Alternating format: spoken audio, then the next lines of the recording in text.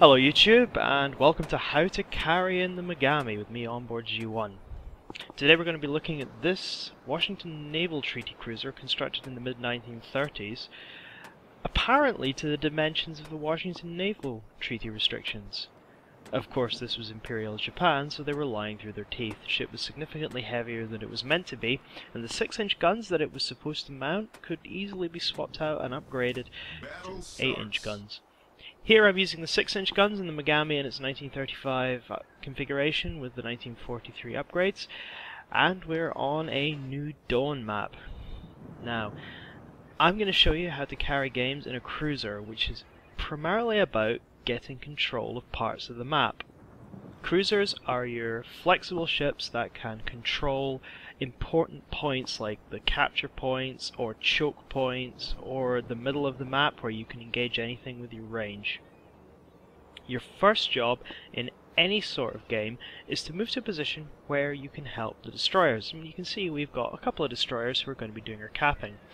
They're quite cruiser heavy, they've only got a few battleships compared to us, but they do have an aircraft carrier.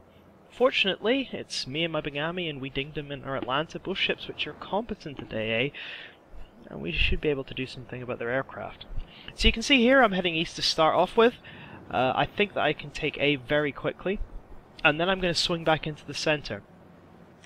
Now our destroyers are making a small mistake here. They realistically should be going for center, or at least one of them should, to at least tie it up. Center is an important cap in any domination game because that's the cap that later on in the game is going to become very difficult to contest because almost anyone can shoot center. Center allows you to shoot almost anybody, but it means that you can be shot in return, making it very difficult indeed to cap. The enemy, it seems, has no such qualms about moving into center. He's capping it with a destroyer, and we can't see him. Destroyers are wonderful for this early game cap because they're very difficult to see. But as you'll see later on, the Mogami's not exactly a slouch when it comes to its own stealth. Now I'm using the 6-inch guns on the Mogami rather than the 8-inch guns because the 6-inch guns give you a greater degree of versatility. I'm a big proponent of the 8-inch guns, I really like them, but it turns your Mogami into a cruiser killer. You can punch through cruisers and very heavily armored targets much more easily than you can with the 6-inch guns, but you lose your versatility against destroyers. So I'm going to get my first shots in the game here. A Cleveland hoves round into view heading towards center. It's an aggressive move and it's possibly a little ill-judged. If we look at how the enemy are deploying here, they're primarily deploying all in one place. We've seen absolutely nothing on this flank. So what that allows us to do is sweep this flank up and then push in towards center from there. Cleveland hasn't really realized that though. He's carrying on as if the forces were divided. And if the forces were divided up, this wouldn't be a bad play, but he's going to have 3 or 4 cruisers firing at him at once. You can see here that I'm firing over the islands. This is a really good tactic to get into. I showed you that in the last video with the Fuso. Islands, especially on something like New Dawn, they're quite low, are not a barrier to your guns because they're howitzers. You can see here I fire straight over the top of the island. I lose a couple of shells, but it's fine. And I'm able to loop the shells in and score 5 hits on him. Now tactically our team's in a little bit of trouble here. One of our battleships has played very aggressively and pushed up into the 3-4 line between E and F and has died, presumably to another battleship. Which means that we are behind on points now, quite significantly actually, because the death of a battleship pushes your team's points down quite significantly and modestly increases the enemy's. So what we need to do is we need to start getting points back, and we need to start getting them back very soon. Because with their lead in points and their lead in capture points, they're going to win this very quickly. So what I decide to do is I decide to push into B. I tell we dinged them, like, let's go into B. Initially I consider heading straight into B through the slot in the islands there, but then I decide there's a better idea on the table. The Mogami has excellent detection radius. It's one of the best in a cruiser in the game. 10.8 kilometers is the maximum range that you can see a Mogami from.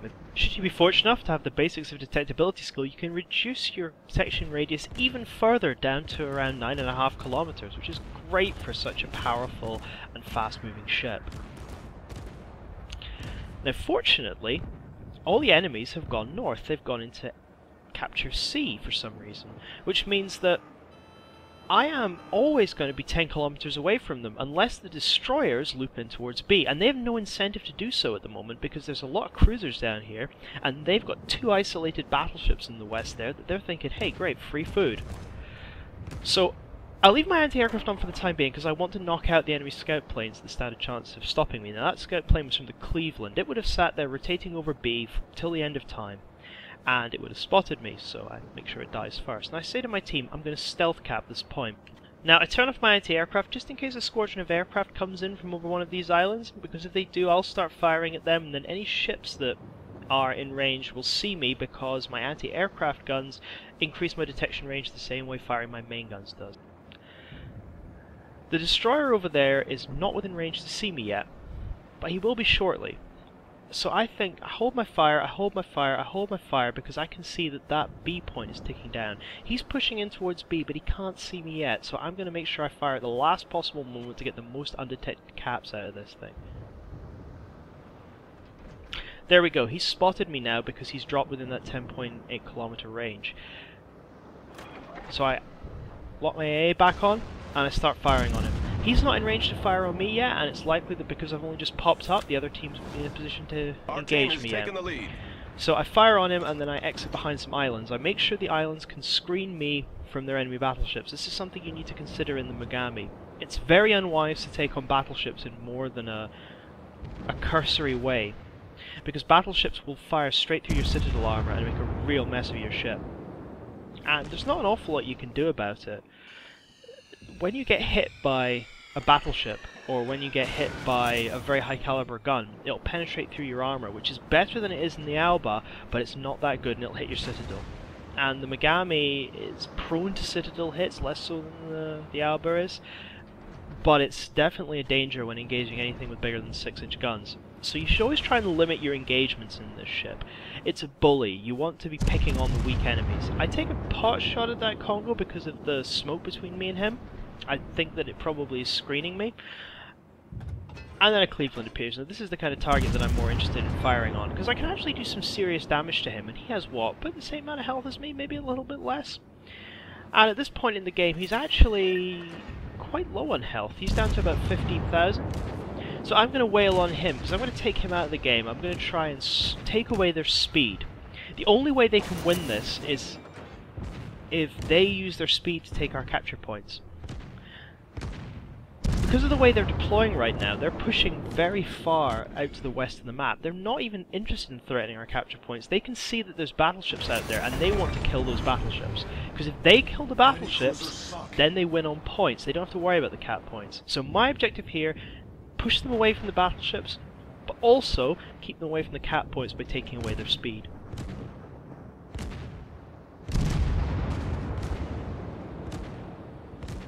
Working to practice what I preach, I start firing on the destroyer that's sitting in the smoke cloud because he's in a position to threaten B.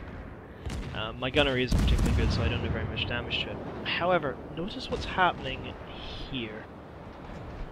These torpedo bombers are moving in to make a run on our battleship. Now our battleship is badly damaged. We're equalizing our points now. Because the enemy's been so uninterested in actually attacking our caps, we're slowly making the points up. But those torpedo bombers are going to kill the battleship if I don't do something. Now they're in range of my AA, so I'm going to trigger my AA ability and start spamming them. And what that's going to do is it's going to force their pilots to panic, and when the pilots panic they drop wider spreads. That's going to give our Fuso, who doesn't seem to have any interest whatsoever in dodging, significantly more chance to get away with this because less torpedoes are going to hit him. And you can see he survives with a big chunk of health intact, but he's now under fire from that Nagato. I don't expect him to last very long, but I've made him last a little bit longer than otherwise he would, which is a few more ticks of the cap points. Now I start to move into B. I know we can't win this by getting points from killing their ships. They have far more powerful battleships than we do. They have an aircraft carrier and they still have destroyers lurking around. We probably could get points back from killing them, but we take a lot of damage in the process and we'd probably not win that engagement and we'd end up just losing. So we have to take the sneaky way to victory. The way I'm going to do this is I'm going to move into B and I'm going to guard dog it. I'm going to stop their destroyer from taking it, I'm going to keep that cruiser away from it, and then I'm going to sweep into C. Their battleships are far enough away from me that they're probably not going to be able to see me if I don't fire, and they're probably not going to be able to hit me even if they do. While being in the center of the map, I can fire at just about anything. I can hit that destroyer that I'm engaging there, I can hit that cruiser that's to the north, I can move very slightly to the west and engage with battleships. I'm in a very good position to engage from here. And then that allows me to flex up to sea, where I can cap that out, stop their points flow completely, and then I can scatter, basically. I can hide and I can win the game on points.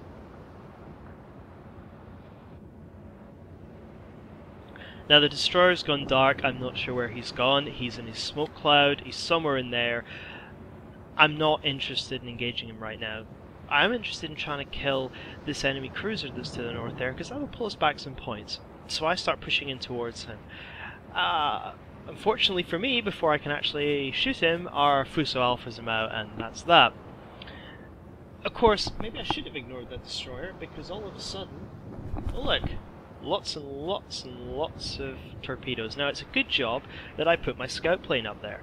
My scout plane was launched about 20 seconds ago, specifically for this purpose. I know that there's a destroyer around who might be firing long-range torpedoes at me, so I get the scout plane up, he sees the torpedoes, and I let them pass by me. This won't be as easy to do in 3.1, because in 3.1 they're changing the detection radius of the torpedoes from the air, so it's harder to use your scout plane to spot the torpedoes.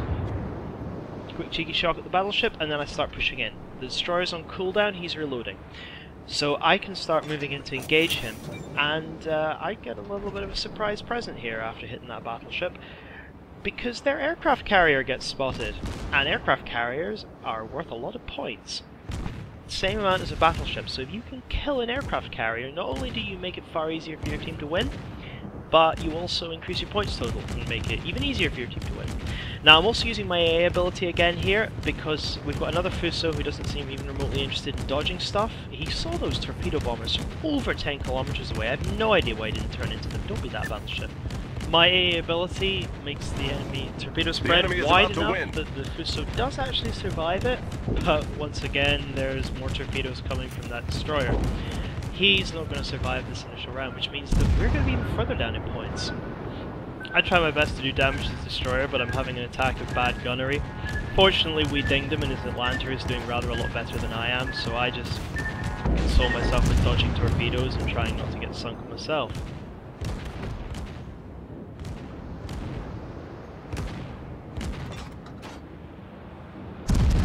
Now this destroyer's dead, we have to kill the aircraft carrier.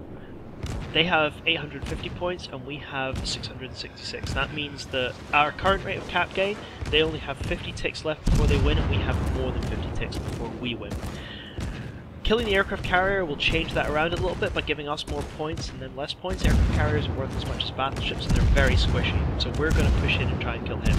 I want to make sure of a win though, so what I'm going to do is I'm going to cap out C. That stops their point flow completely, and even if their destroyer that you can see in the southwest is able to cap B, we'll still win on points value.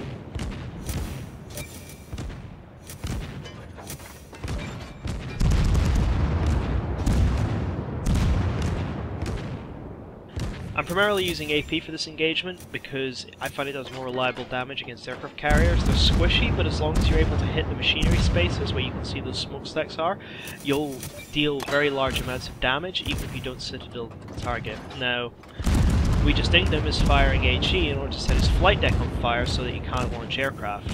Unfortunately, he's already launched torpedo bombers at me.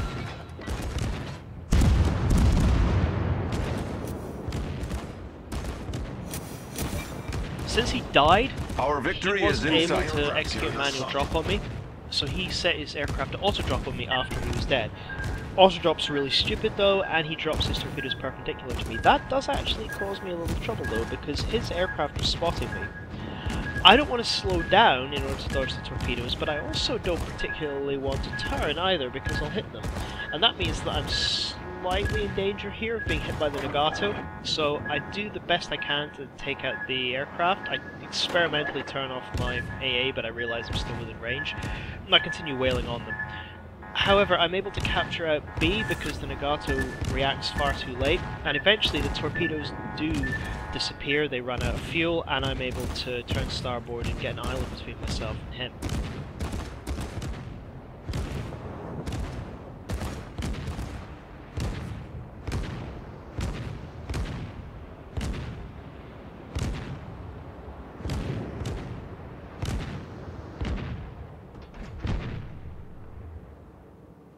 decide here if the aircraft are going to disappear out of my detection range, then I'm going to turn my AA off just to make sure I don't accidentally start firing on them or firing on a scout plane or something. But I'm already spotted and I get hit by like 1 HE shell, which doesn't do very much damage, and I put the fire out straight away. If you look at the cap timer though, you can see we've won this. We're getting 9 points per tick, and we're only 2 ticks away. So I start firing on the enemy torpedo bombers again, but we get the win. So what are the messages to take home here? Well, cruisers are great at taking area control. They're very good at knocking out destroyers and other cruisers, which means that you want to be in areas where you need to do that, such as early cap rushes or taking and defending caps during the mid-game. The Mogami's great at this because it's stealthy. It can sneak into capture points to take them, or it can sneak into position to fire on enemies in capture points, or just engaging in the battle line without them seeing you. Take advantage of your Mogami self to help you pick your engagements, to help you fight the fights that will win your team the battle. Second thing to take home, pick your fights well. Don't run in against the battleship unless you have a seriously good ambush where you can hit it with torpedoes first, because you won't win. The Mogami's pretty tough, certainly compared to the Alba, the tier below, but it's not that tough. You'll still get hit in the Citadel and you'll still get wiped out instantly. Pick your battles. Try and pick on lone targets if you can, or if you can't, try and isolate targets out of the pack that may pay attention to you, but they'll be the only ones who pay attention to you.